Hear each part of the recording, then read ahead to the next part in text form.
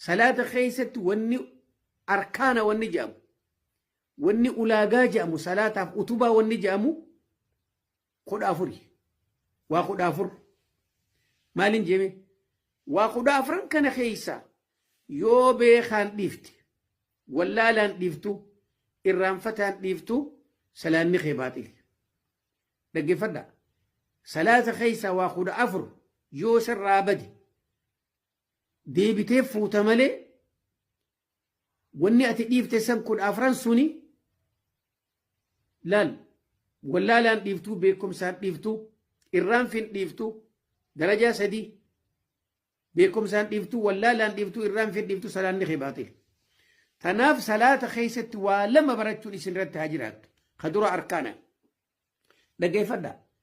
arkaanni suni kaduraa maali tokkoffatti namni tokko hafayyaa qabu dhaabbatee salaatu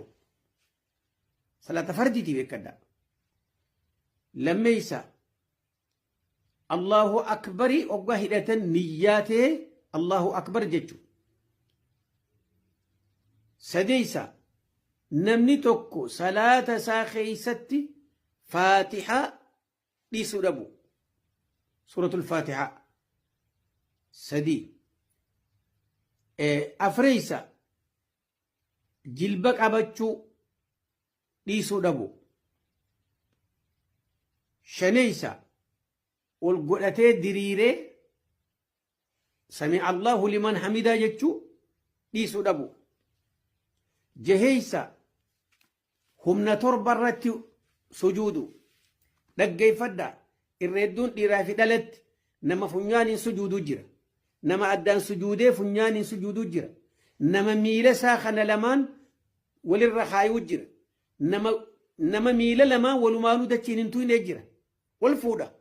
harkaan lafa qatee miila dachiirraa wal fuudha nama gariimee duuba dhaabbadhaa laala humniti torban irra sujuuduun dirqama dhaggeeffadha harka lamaan miila lamaan afur jilba lamaan shanja torbeeysaan addaa fi funyaan waluma jira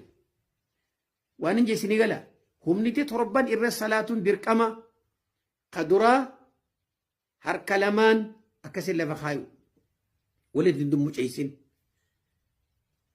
lammeeysa jilba lamaan afur jaheeysa